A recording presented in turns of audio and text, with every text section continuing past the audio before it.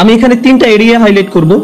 এখানে যারা লিখছেন শুধু 3টা ক্ষেত্র, আপনি নিজেকে একটা বাস্তবসম্মত উপায়ে যেন বলতে পারেন আমি অন্তত এই 3টা জায়গাতে আগের চেয়ে ভালো এবং উন্নতি করেছি।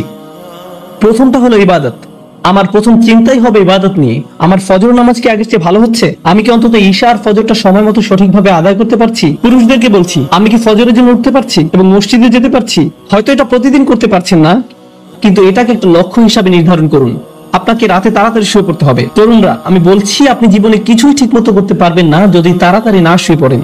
রাতে যে হুক্কা নিয়ে ওইসব উচ্চমার্গীয় কথাবার্তা আপনারা বলেন, সেগুলো এই উন্মাকে কোনো কিছুতে সক্রিয় করবে না। আমি বলছি ওই সমস্ত গম্ভীর আলোচনা, ভালো ভালো কথা, তারপর আপনারা সকাল 10টায় ঘুম থেকে উঠে ফজর পড়ছেন।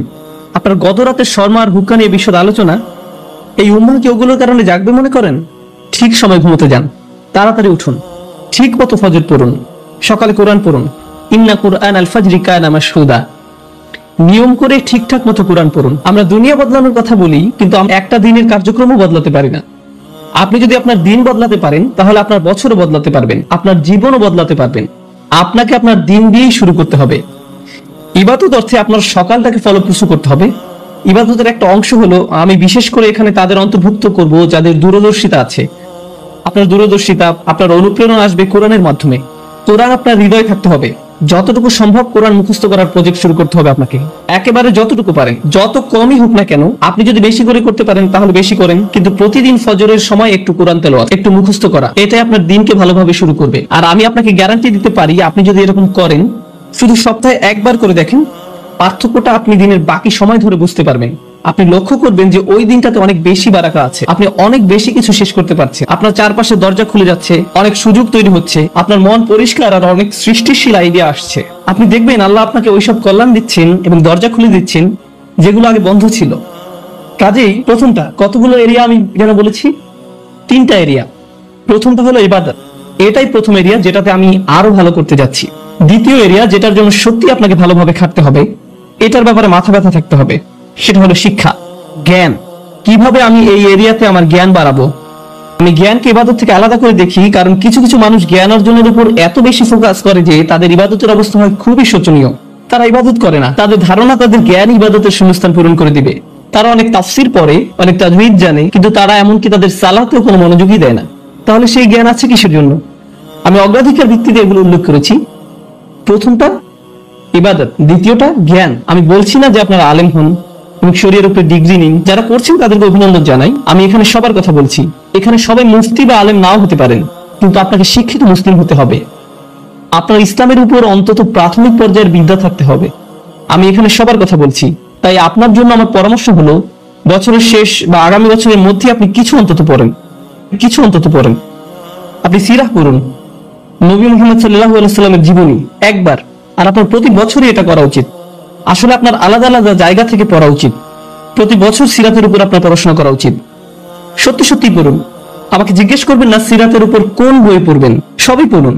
একবার এক একটা পড়ুন। একটা নিয়ে পড়া শুরু করুন 1 বছর, তারপর আরেকটা সিরাত নিন পরের বছর, আবার আরেকটা সিরাত নিন পরের বছর, আবার আরেকটা। কারণ এটা হলো ওই মানুষটার জীবনী যা আমাদের জীবনের দর্শন, আমাদের অনুপ্রেরণা। আর আপনার প্রতি বছরই এটা করা উচিত। আপনাকে এগুলো বারবার পড়তে হবে। এটা আপনার শিক্ষার অংশ।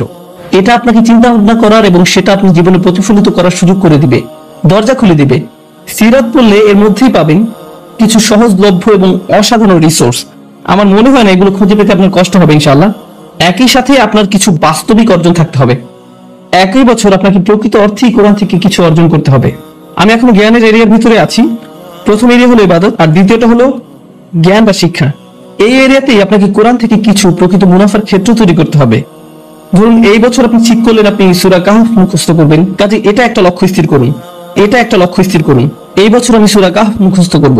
তার মানে হলো আমি এই সূরা মুখস্থ করব, এর অনুবাদ পড়ব, এর তাফসীর পড়ব, এর শব্দগুলোর অর্থ বুঝবো, সূরা কাহফের উপর লেকচারগুলো, প্রবন্ধ, পেপার যাই পাওয়া যায় তার সবই নিব, সবই শেষ করব। আমার জন্য এটাই সূরা কাহফের বছর। পরের বছর হতে পারে সূরা আর রহমানের বছর, তার পরের বছর সূরা বাকারার বছর। কয়েকটা সূরা হতে পারে একই বছরে, কিন্তু প্রতি বছরই আপনি কোরআনের মধ্য থেকে কিছু না কিছু লাভ করুন। এটা বাস্তব। এটা বলবেন না আমি কোরআন পড়েছি, এটা করবেন না যে কোনো একটা প্যাসেজ নিয়ে পড়া শুরু করলেন।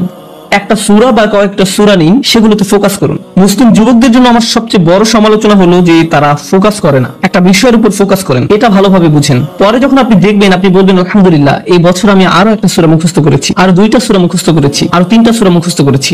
আর যখন আপনি কোনো একটা সূরা পড়েন, শুধু এটার অর্থ মুখস্থ করবেন না। কোনো ছাত্র আমাকে এসে জিজ্ঞেস করে আপনার ধারণা কোনটা বেশি গুরুত্বপূর্ণ, কোরআন বোঝা নাকি মুখস্থ করা? আমি বলি কিভাবে আপনি ভাবেন যে এই দুটো আলাদা? কেন এরকম মনে করেন? আপনি জানেন কেন আমরা কোরআন মুখস্থ করি? যেন আমরা বারবার সেটা বলি। আর যখন আপনি কিছু বারবার বলতে থাকেন, তখন সেটা নিয়ে আরো বেশি চিন্তা করার এবং সেটা আপনার কাজে প্রতিফলিত করার ব্যবস্থা করে দেন আল্লাহ। যখন আপনি কোনো কিছু 10 বার বলতে থাকেন, তখন আপনি এমন কিছু লক্ষ্য করেন যে আপনি 9 বার বলার সময় করেননি। আল্লাহ আরো অনেক দরজা খুলে দেন। আল্লাহ কোরআনের জন্য এটা খুবই সত্য। যত বেশি আপনি পড়বেন তত বেশি বুঝবেন, আর যত কম পড়বেন তত কম বুঝবেন। এটা অন্য কোনো বইয়ের মতো না। কোরআন বোঝার ভিত্তি হলো কোরআন মুখস্থ করা। আল্লাহ আরো অনেক দরজা খুলে দেন। আল্লাহ কোরআনের জন্য এটা খুবই সত্য। কাজে যে সূরা আপনি পড়তে ও বুঝতে চাচ্ছেন, ভালো হয় সেটা মুখস্থ করে ফেললে।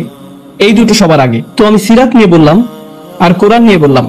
এবার ইলেকটিভ বা নির্বাচক, ধরেন এটা আপনাদের জন্য এই বছরের ইসলামিক সেমিস্টার।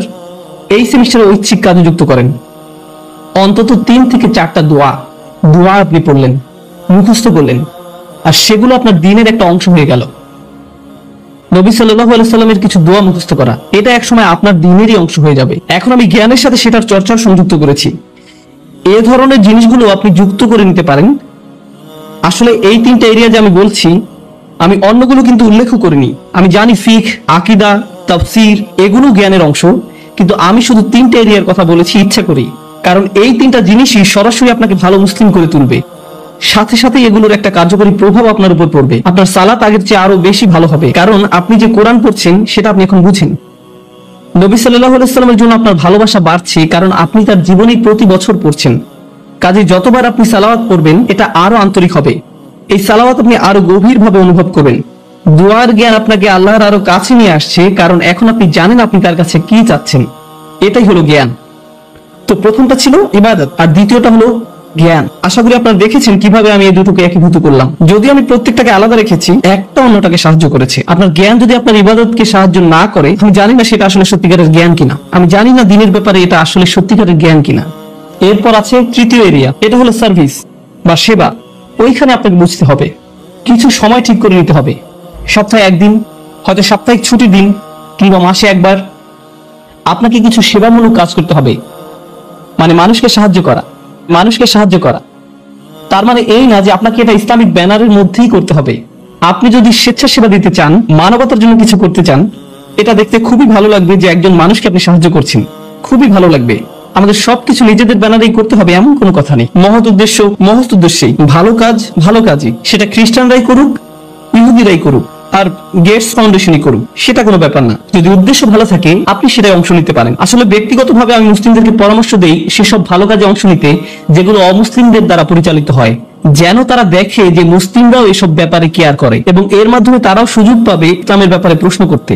এটা তাদের একটা সুযোগ দেয়। কাজে স্বেচ্ছাসেবা দিন, সাহায্য করুন, এমন কিছুর অংশ হন যেটা আপনার মনপ্রাণে ভালো লাগে। শুধু আপনার জন্যই সেটা করুন, প্রচার করে বেড়াবেন না, এটা নিয়ে টুইট করবেন না, আজকে স্বেচ্ছাসেবা দিয়ে আসলাম, খুবই ভালো লাগছে, আলহামদুলিল্লাহ, বড়াই করছি না, এরকম করবেন না। শুধু আপনার জন্যই করুন।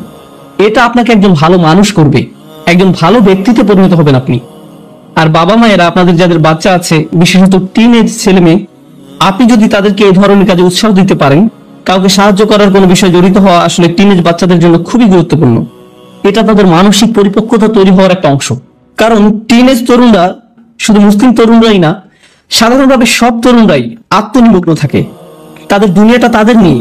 তারা কিভাবে দেখে, তাদের বন্ধুরা, তাদের ফেসবুক স্ট্যাটাস, তাদের কতজন বন্ধু আছে, যাই হোক না কেন, ওই বয়সে এটাই তাদের কাছে গুরুত্বপূর্ণ। তারা খুবই ক্ষুদ্রমনা ধরনের। আপনি যদি ওই বয়সে তাদেরকে এরকম মানসিকতা থেকে টেনে বের করতে পারেন, তাদের নিজেদের বাইরেও অন্য কিছুকেও কেয়ার করতে শিখান, অন্যদের সাহায্য করতে বলেন, মানুষের কষ্ট বা ভোগান্তি আসলে কেমন আর এইসব ক্ষেত্রে সাহায্য করতে বলেন।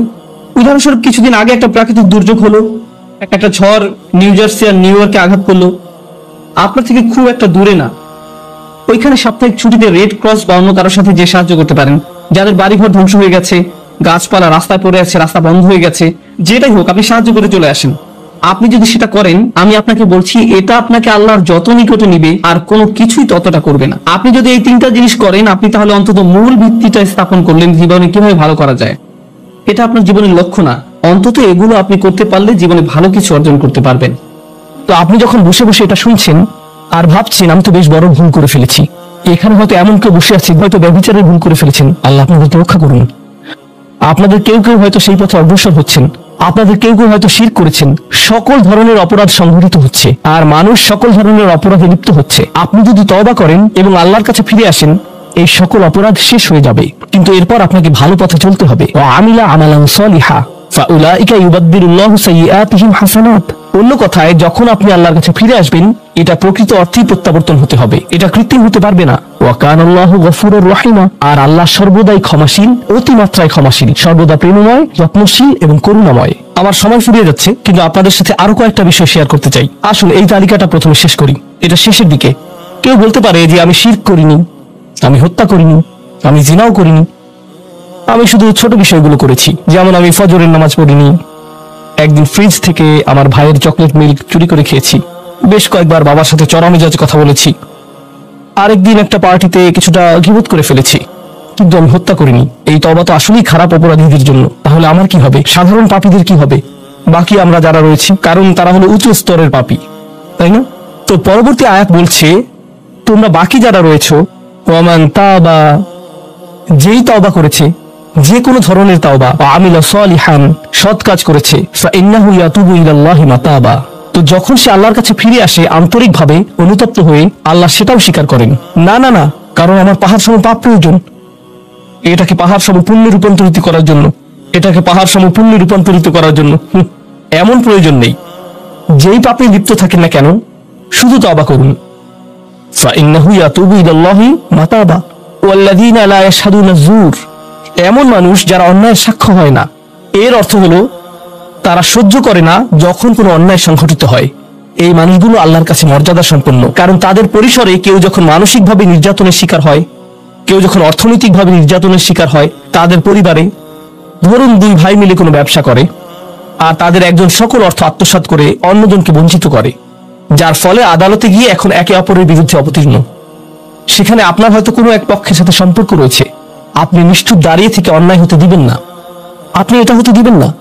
যদি এটা আপনার নিজের বাবার বিরুদ্ধেও যায়, যদি এটা আপনার স্বামী স্ত্রী বা সন্তানদের বিরুদ্ধেও যায়, আপনি অলসভাবে দাঁড়িয়ে থেকে অন্যায়কে সহ্য করবেন না, আপনি প্রতিবাদ করবেন।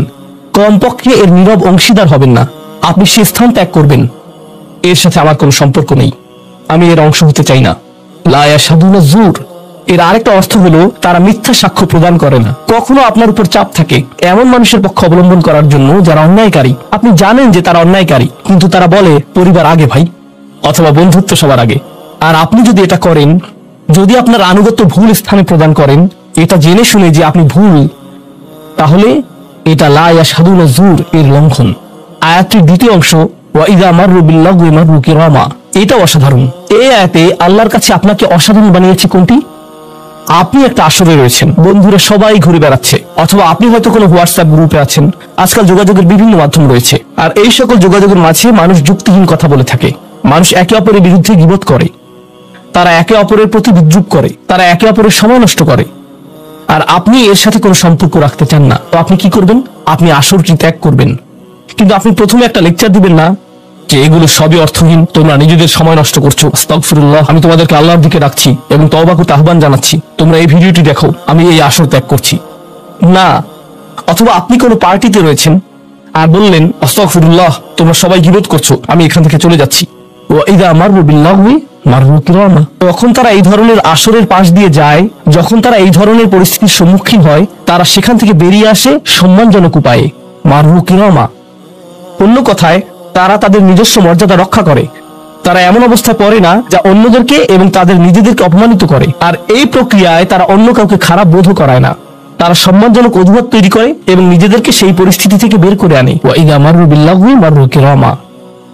আর সবশেষে, ওয়াল্লাযীনা ইযা যুকিরু বিআয়াতি রাব্বিহিম লাম ইয়াখিরু আলাইহা। আসলে এখনো শেষ হয়নি, আপনাদের ভালো বোধ করার জন্য বললাম। ওয়াল্লাযীনা ইযা যুকিরু বিআয়াতি রাব্বিহিম লাম ইয়াখিরু আলাইহা সুম্মান ওয়া উময়ানান। এটা জুমায় অংশগ্রহণকারীদের জন্য। যখন তাদেরকে স্মরণ করিয়ে দেয়া হয়, তারা অন্ধ এবং বধিরের মতো পড়ে থাকে না। অন্য কথায়, তারা সেগুলো উপেক্ষা করে না, তারা সেগুলোকে হালকাভাবে গ্রহণ করে না। তারা কিছু শোনার পর বলে না যে হ্যাঁ, এটা আমার সম্পর্কেই বলেছে, এটা ঠিকই আমার বিবেককে আঘাত করেছে, কিন্তু আমি ভুলে যাব যে এটা আমি শুনেছি, আমি ভান করব যে এটা আমার সম্পর্কে না। এবং এটা নিয়ে চিন্তা করব না। তারা ইচ্ছাকৃত বধির না, আর তারা ইচ্ছাকৃতভাবে অন্ধও না। সেই স্মরণিকার প্রতি যা তাদেরকে প্রদান করা হয়েছে, এটা ছিল আপনার সম্পর্কে, এটা ছিল আপনার কার্যকলাপ সম্পর্কে, আপনার উদ্দেশ্য সম্পর্কে। আর এখন আপনি এটা আর নিতে পারছেন না, কারণ আপনি পরিবর্তিত হতে চান না। বাল ইউরিদুল ইনসানু লিয়াফজুরা আমামাহ, মানব জাতি শুধু তার সামনে যা রয়েছে তাতে নিমজ্জিত হয়ে যেতে চায়। প্রলোভনগুলো এতটাই মজবুত। আর কোরআন উলিল নুহা সম্পর্কে বলছে, তারা এমন মানুষ যারা নিজেদেরকে সংযত করতে পারে। আপনাকে স্মরণ করিয়ে দেয়া হচ্ছে নিজেকে সংযত করার জন্য, আর আপনি বলছেন আমি সংযত হতে চাই না, আমি এই অবস্থাতেই ভালো আছি। আমি ইতিমধ্যে কাজটি করার দিন, তারিখ এবং স্থান নির্ধারণ করে ফেলেছি এবং টিকিটও করে ফেলেছি। এরপর এই খুতবাটি আমার মুড নষ্ট করে দিল। তো আমি এখন একটা বার্গার খাবো এবং খুতবায় যা শুনেছি তা নিয়ে চিন্তা করব না। তারপর সেখানে যাব যেখানে আমি যেতে চেয়েছিলাম। খুতবাটা বেশ দেরিতে শোনা হয়েছে। সেই মানুষেরা এমনটা করে না। যখন কোনো স্মরণিকা শ্রবণ করে নিজেদের উপর এর প্রভাব পড়তে দেয়, তারা এটাকে পরিবর্তন ঘটানোর সুযোগ দেয়। এটাই তাদেরকে আল্লাহর কাছে বিশেষ মানুষে পরিণত করে। প্রসঙ্গক্রমে কখনো কখনো আপনার ভিতরে ঘটে যাওয়া সেই পরিবর্তন অন্য কেউ দেখে না, অন্য কেউ জানে না সেই পাপ সম্পর্কে যার দিকে আপনি অগ্রসর হচ্ছিলেন। সেটা শুধুই আপনি এবং আল্লাহর মাঝে সীমাবদ্ধ। আর আল্লাহ আপনাকে তার ইবাদ হিসেবে গণ্য করেন, কারণ আপনি সেই পরিবর্তন ঘটিয়েছেন। তো এখন যেহেতু আমরা সমাপ্তির দিকে যাচ্ছি, এটাই এখানে বর্ণিত শেষ গুণ। এই মানুষেরা শুধুমাত্র নিজেদের নিয়ে উদ্বিগ্ন না, বরং তারা তাদের পরিবার নিয়ে উদ্বিগ্ন। ওয়াল্লাযীনা ইয়াকুলুনা রব্বানা হাব লানা মিন আজওয়াজিনা ওয়া যুররিয়াতিনা কুররাতা আয়ুনিন, হে প্রভু, আমাদের স্ত্রী এবং আমাদের সন্তানদের দ্বারা আমাদেরকে চক্ষুর শীতলতা দান করুন। যার অর্থ দুইটি জিনিস। আমি জটিলতা পরিহার করে আপনাদেরকে সরলভাবে কুররাতা আয়ুনিন এর অর্থ বুঝিয়ে বলছি। প্রথম অর্থ হলো, ইয়া আল্লাহ, অন্য সকল কিছু আমাকে পীড়িত করে, অন্য সকল কিছু আমাকে অসুবিধায় ফেলে, কিন্তু যখন আমি আমার স্ত্রীর কাছে আসি এবং আমার সন্তানদের কাছে আসি, ইয়া আল্লাহ, এই স্থানটিকে আমার জন্য প্রশান্তিদায়ক করে দিন। আমার সকল অসুবিধা দূর হয়ে যায় যখন আমি আমার স্ত্রীর দিকে তাকাই। আমার সকল অসুবিধা দূর হয়ে যায় যখন আমি আমার সন্তানদের সাথে থাকি। ইয়া আল্লাহ, আমার স্ত্রী এবং আমার সন্তানদের মাঝে এটা প্রদান করুন, অথবা আমার স্বামী এবং আমার সন্তানদের মাঝে এটা প্রদান করুন। কুররা শব্দটির দ্বিতীয় অর্থটি এসেছে করার থেকে। করার অর্থ যখন আপনার চোখ কোথাও আটকে যায়। ইয়া আল্লাহ, আমার স্ত্রীর প্রতি আমার ভালোবাসা এতটাই সৃষ্টি করে দিন যাতে আমি তার উপর থেকে চোখ ফিরাতে না পারি। ইয়া আল্লাহ, আমার সন্তানদের নিয়ে আমাকে এতটাই আনন্দিত করে দিন এবং এতটাই ভালোবাসাপূর্ণ করে দিন যাতে আমি তাদেরকে অন্যদের সাথে তুলনা না করি। আমার যা রয়েছে তা নিয়ে আমি সুখী, তারা খারাপ বোধ করুক এটা আমি চাই না। আমি তাদের অর্জনের স্বীকৃতি প্রদান করি। আমাকে সেই সামর্থ্য দান করুন যাতে স্ত্রী এবং সন্তানদের মাঝে কুররাতু আয়ুন খুঁজে পাই। আমাকে একটি মজবুত পরিবার দান করুন এবং আমাকে আমার পরিবারের প্রতি সন্তুষ্ট করে দিন। আপনাদের অনেকের জন্য একমাত্র দুশ্চিন্তার বিষয় হলো স্ত্রী এবং সন্তান। এই দোয়া অনুযায়ী দুশ্চিন্তার একমাত্র উপশমকারী হওয়া উচিত স্ত্রী এবং সন্তান। আর আপনি নিজে চেষ্টা না করে শুধু আল্লাহর কাছে কিছু চাইতে পারেন না, কারণ আল্লাহ বিশেষ কোনো বৃষ্টি আপনার পরিবারের উপর বর্ষণ করবেন না যার ফলে আকস্মিকভাবে আপনি আপনার স্ত্রীকে ভালোবাসতে শুরু করবেন। এর জন্য চেষ্টা করতে হবে। আপনার সন্তানদের সাথে সম্পর্ক উন্নয়নের জন্য আপনাকে চেষ্টা করতে হবে। এটা রাতারাতি ঘটবে না। এটা এমন জিনিস যাতে আপনাকে এবং আমাকে বিনিয়োগ করতে হবে। তো আল্লাহ আমাদেরকে সামর্থ্য দান করুন যাতে আমরা শুধুমাত্র মুখে এই দোয়া করে ক্ষান্ত না হই, বরং দোয়াটি যাতে বাস্তবায়িতও করতে পারি, কারণ আল্লাহ প্রচেষ্টার বিষয় জিজ্ঞেস করবেন। এমনকি সেই বিখ্যাত দোয়াটির শেষেও এটা এসেছে, রব্বানা আতিনা ফিদ দুনিয়া হাসানা ওয়া ফিল আখিরাতি হাসানা ওয়া কিনা আযাবান নার। বিখ্যাত একটি দোয়া, তাই না? আমাদেরকে এই জীবনের সর্বোচ্চটা দান করুন, পরের জীবনেরও সর্বোচ্চটা দান করুন, আমাদেরকে জাহান্নামের শাস্তি থেকে রক্ষা করুন। এরপরে আল্লাহ কি বলছেন? উলাইকা লাহুম নাসিবুম মিম্মা কাসাবু, তারা ততটুকু অংশই পাবে যা তারা অর্জন করেছে। আপনি শুধু দোয়া করবেন আর তা কাজ করবে তেমনটা না, আপনাকে অর্জন করতে হবে, আপনার চেষ্টাকে কাজে লাগাতে হবে। তো আপনি যখন আপনার পরিবার নিয়ে উদ্বিগ্ন থাকবেন তখনই আপনি পরিবারে প্রশান্তি প্রদানের জন্য আল্লাহর কাছে চাইবেন। আর প্রসঙ্গক্রমে এটা দিয়ে কি বোঝায়?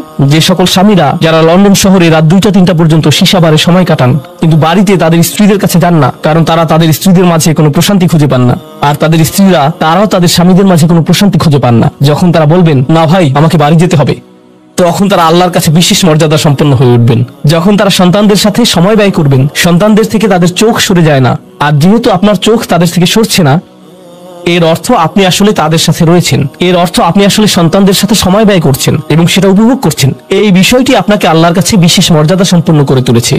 তাদের জন্যই উলাইকা ইউজজাউনাল গুরফাতা বিমা সাবারু। আর আমাদেরকে মুত্তাকিনদের নেতা হিসেবে কবুল করুন, সৎকর্মশীলদের নেতা হিসেবে কবুল করুন। আমাদের সন্তানদেরকে ভালো সৎকর্মশীল জীবন দান করুন, যার ফলে যখন আমি আপনার সম্মুখে দাঁড়াবো, ইয়া আল্লাহ, আমার পরিবারের সদস্যদের কাজের কারণে আমার সৎকর্মের পরিমাণ শুধু বৃদ্ধিই পাবে। এখন এই সব কিছুর পরে উলাইকা ইউজজাউনাল গুরফাতা বিমা সাবারু, এই মানুষদেরকে প্রদান করা হবে সুউচ্চ প্রাসাদ, তারা যে ধৈর্য প্রদর্শন করেছে তার প্রতিদান স্বরূপ। লক্ষ্য করুন, এখানে আল্লাহ বলছেন তারা যে ধৈর্য প্রদর্শন করেছে তার প্রতিদান স্বরূপ। আপনি যদি এই তালিকার প্রথমে যান, যারা তাদের জিহ্বা সংযত করে, যখন মূর্খ লোকেরা তাদের সাথে কথা বলে তারা বিনয়ী, তারা জিহ্বা সংযত করে, যারা আল্লাহ ছাড়া অন্য কারো ইবাদত করে না, যারা আল্লাহর ইবাদত করে রাতের গভীরে, এই তালিকাটি যা আমরা আলোচনা করলাম তাদের প্রত্যেকেরই প্রয়োজন অধ্যাবসায়, মজবুতি, দৃঢ়তা এবং প্রতিজ্ঞা। আর সবর শব্দটি দিয়ে এটাই বোঝায়। এই মানুষগুলো পুরস্কৃত হবেন তারা যে দৃঢ় প্রতিজ্ঞা দেখিয়েছেন তার জন্য, তারা এর জন্য প্রতিজ্ঞাবদ্ধ ছিলেন। ওয়াইলাক্কাউনা ফিহা তাহিয়াতান ওয়া সালামা, তাদেরকে সেখানে অভ্যর্থনা করা হবে অভিবাদন ও সালাম সহকারে। আল্লাহ তাদের জন্য অভিবাদন প্রেরণ করবেন। আল্লাহ শুধুমাত্র তাদেরকে ভালোবাসবেন না, বরং তিনি তাদেরকে এখন সম্মানিতও করছেন। এরা হলেন আল্লাহ কর্তৃক বিশেষ পুরস্কার প্রাপ্ত। খালিদিনা ফিহা হাসুনাত মুস্তাকাররা ওয়া মুকামা, তারা অবিশ্বাস্য সেই সম্মানের মাঝে এবং সেই সুউচ্চ প্রাসাদের মাঝে চিরকাল থাকবেন। কি চমৎকার স্থান, স্বল্পকালীন এবং চিরকালীন অবস্থানের জন্য। তো আল্লাহ এটাকে জাহান্নামের সাথে তুলনা করেছেন, তাই না? জাহান্নামীরা বলবে আমি এখানে স্বল্পকালের জন্যও থাকতে চাই না, চিরকালের জন্যও থাকতে চাই না। আল্লাহ বলেছেন জান্নাতের স্বাদ যদি তুমি সামান্য পরিমাণেও পাও, তুমি এটা আকাঙ্ক্ষা করবে, তুমি এটা চিরকালের জন্য চাইবে। আল্লাহ আমাদের সকলকে চিরকালের জন্য জান্নাতে প্রবেশ করান। আমরা সর্বশেষ আয়াতে এসেছি। আমি জানি যে আমি অতিরিক্ত সময় নিয়েছি, প্রশ্ন উত্তরের জন্য আপনাদের কিছুটা সময় আমার দেওয়া উচিত। আমার আর 4-5 মিনিট প্রয়োজন। শেষের এই আয়াতটি গভীর তাৎপর্যপূর্ণ। এই সূরাটির শেষ আয়াত, এটা এই অনুচ্ছেদটিরও শেষ আয়াত। এই তালিকা যা আপনাকে বিশেষ মর্যাদা সম্পন্ন করবে তার সাথে এর কোনো সম্পর্ক নেই। আয়াতটি কুরাইশ এবং গোটা মানব জাতিকে উদ্দেশ্য করে বলা হয়েছে, আর রাসূলকে বলা হলো যে কিভাবে সৃষ্টিকর্তার নৈকট্য অর্জন করা যাবে। এই তালিকা যেহেতু এখন প্রদান করা হলো, তাহলে আর সমস্যা কোথায়? কুল মা ইয়াবাউ বিকুম রাব্বি লাউলা দুআউকুম ফাকাদ কাযযাবতুম ফাসাউফা ইয়াকুনু লিজামা। এই আয়াতটিকে ব্যাখ্যা করার বেশ কয়েকটি দৃষ্টিভঙ্গি রয়েছে। আমি সরলভাবে এর কয়েকটি আপনাদের সাথে শেয়ার করতে চাই। সময় স্বল্পতার কারণে আমি ভাষাতাত্ত্বিক আলোচনায় যাব না, আমি শুধু অন্তর্নিহিত অর্থগুলোর সহজ বাংলা বর্ণনা করব। আল্লাহ একদিকে বলছেন আল্লাহর সম্মুখে তোমাদের কি গুরুত্ব আছে, আল্লাহর সামনে তোমাদের কি মূল্য আছে, তোমরা কি মনে করো, তোমরা যখন আল্লাহর সামনে উপস্থিত হবে কি মূল্য তোমাদের থাকবে। মানব জাতি হিসেবে তোমাদের একটা মর্যাদা দেওয়া হয়েছে যা অন্য কাউকে দেওয়া হয়নি। দুআউকুম, তোমরা নিজেদের ইচ্ছায় আল্লাহকে ডাকতে পারো। আল্লাহকে ডাকতে হলে তোমাদের নিজস্ব ইচ্ছা শক্তিকে প্রয়োগ করতে হয়। পাহাড়, গাছ, পাখি, তাদের কোনো নিজস্ব ইচ্ছা নেই, তারা আল্লাহকে ডাকতে বাধ্য। ওয়া ইন মিন শাইইন ইল্লা ইউসাব্বিহু বিহামদিহি ওয়ালাকিন লা তাফকাহুনা তাসবিহাহুম। তোমরা আল্লাহর কাছে মূল্যবান যদি একটি জিনিস না থাকে, আর তা হলো তোমাদেরকে বাছাই করা হয়েছে তাকে ডাকার জন্য, কিন্তু তোমরা সেই দায়িত্বকে পরিত্যাগ করেছো। ফাকাদ কাযযাবতুম, আল্লাহকে ডাকার এই আমন্ত্রণকে তোমরা মিথ্যা সাব্যস্ত করেছো। ফাসাউফা ইয়াকুনু লিজামা, এই শাস্তি তোমাদেরকে পরিত্যাগ করবে না। এটা হবে এমন জিনিস যা থেকে তোমরা মুক্ত হতে পারবে না। এটা প্রথম অর্থ। আয়াতটির আরেকটি অর্থ হলো আল্লাহ কাফেরদের এবং যারা সকল ধরনের পাপ কাজ করে তাদেরকে বলছেন আমার কাছে তোমাদের কোনো মূল্য নেই। আর তোমাদের এখনো টিকে থাকার একমাত্র কারণ হলো তোমাদের মধ্যে কিছু মানুষ রয়েছে যারা এখনো আমাকে ডাকে। পৃথিবীর বুকে এখনো কিছু ইমানদার রয়েছে যারা এখনো আল্লাহর উদ্দেশ্যে ক্ষমা প্রার্থনা করে, আর তারাই একমাত্র কারণ যে জন্য তোমরা এখনো বেঁচে আছো। আয়াতের তৃতীয় অর্থটি কাফেরদের উদ্দেশ্যে এবং এমন মুসলিমদের উদ্দেশ্যে যারা আল্লাহ থেকে অনেক দূরে রয়েছে, তাদের জন্য এটা প্রযোজ্য। আল্লাহ বলেছেন তোমাদের কি মূল্য রয়েছে আমার কাছে? তোমরা নামাজ পড়ো না, তোমরা আনুগত্য করো না, তোমরা হালাল উপার্জন করো না, তোমরা সকল আদেশ লঙ্ঘন করো, কিন্তু কোনো কারণে মরিয়া হয়ে যদি তুমি আমাকে ডাকো, তারপরও আমি তোমাকে যথাযোগ্য মূল্যায়ন করব। এখনো তোমাকে সুযোগ দিয়ে যাচ্ছি, লাউলা দুআউকুম, কিন্তু মোটের উপর তুমি এখনো এই সকল কিছুকে মূল্যহীন বিবেচনা করছো। তুমি স্বীকার করছো না যে আমি তোমাকে যা কিছু দিয়েছি এবং যা কিছু করতে বলেছি তা আসলে তোমার কাছে অর্থবহ। তুমি এই সকল কিছুকে মূল্যহীন এবং মিথ্যা বিবেচনা করছো। তোমার এই স্বভাব পরিবর্তন করো, কারণ শীঘ্রই এটা স্থায়ীভাবে লেগে থাকা শাস্তিতে পরিণত হবে। আল্লাহ এটা বলেননি যে তোমাকে শাস্তি দেয়া হবে, বরং তিনি বলেছেন শীঘ্রই তোমাকে শাস্তি দেয়া হবে, শীঘ্রই তুমি এটা থেকে আর মুক্ত হতে পারবে না। অর্থাৎ তোমার জন্য এখনো সুযোগ রয়েছে, বদলে যাও। আয়াতটির আরেকটা অর্থ হলো হে কুরাইশরা, যদি আল্লাহ তোমাদেরকে কোরআনের মাধ্যমে আহ্বান না করতেন তাহলে অন্য কোন জিনিস তোমাদেরকে মূল্যবান সাব্যস্ত করত? আল্লাহ তোমাদেরকে এই কিতাবটি দিয়ে সম্মানিত করেছেন, আর সর্বোপরি আল্লাহ আপনাকে এবং আমাকে এই কোরআন দিয়ে সম্মানিত করেছেন। তারপরেও তোমরা এটাকে সম্পূর্ণরূপে অগ্রাহ্য করছো। তোমরা এই কিতাবের কোনো মূল্যায়ন করছো না, আল্লাহর এই বাণীকে মূল্যায়ন করছো না। এখনো সময় আছে, নিজেকে সংশোধন করো এবং আল্লাহ তার কথা বলার জন্য যে তোমাদেরকে বেছে নিয়েছেন তার গুরুত্ব অনুধাবন করো। আয়াতটির সর্বশেষ অর্থ আল্লাহ তোমাদেরকে শাস্তি দেওয়া পছন্দ করেন না। আয়াতাংশটির ভাষাতাত্ত্বিক একটি অর্থ হলো তোমাদেরকে শাস্তি দেওয়ার জন্য আল্লাহ আগ্রহী নন। তার কোনো উদ্দেশ্য এবং আকাঙ্ক্ষা নেই তোমাদেরকে শাস্তি দেওয়ার, কিন্তু আল্লাহ ছাড়া অন্য কাউকে ডাকার যে অপরাধ তোমরা সংঘটিত করেছো তা এতই বড় যে এর জন্য শাস্তি দিতেই হবে। অন্য কথায় আল্লাহ আপনাকে শাস্তি দিচ্ছেন যদিও তিনি চান না। মা ইয়াফআলুল্লাহু বিআযাবিকুম, তোমাদেরকে শাস্তি দিয়ে আল্লাহর কোনো প্রাপ্তি নেই। আপনাকে শাস্তি দিয়ে আল্লাহর কি পাওয়ার আছে? আল্লাহ এখানে বলছেন আমি তোমাদেরকে শাস্তি দিতে চাই না, কিন্তু তোমাদের অপরাধগুলো অনেক বড় আর শীঘ্রই এই শাস্তি স্থায়ী হয়ে যাবে। এই মুহূর্তে এগুলো অস্থায়ী, তোমরা এগুলো মুছে ফেলতে পারো। তাই এখনো ফিরে আসো, আল্লাহর দিকে ফিরে আসো। আমাদেরকে এই সকল সুযোগ দেওয়ার পর শুধুমাত্র তার কাছে ফিরে আসাই না, বরং তার নৈকট্য লাভের সুযোগ দেওয়ার পর সবশেষে তিনি বলছেন কেন তোমরা শাস্তি পেতে চাও? আমি তো তোমাদেরকে শাস্তি দিতে চাই না, তোমরা শুধু ফিরে আসো। আল্লাহ সহজ করে দিন যাতে আমরা এই বিষয়গুলোকে হৃদয়ের গভীর থেকে অনুধাবন করতে পারি, এবং তিনি আমাদেরকে তাদের অন্তর্ভুক্ত করুন যাদের প্রভাবে চারপাশের পথভ্রষ্ট মানুষদের এবং চারপাশের আল্লাহর অবাধ্য মানুষদের হৃদয়ও কোমল হয়ে যায়।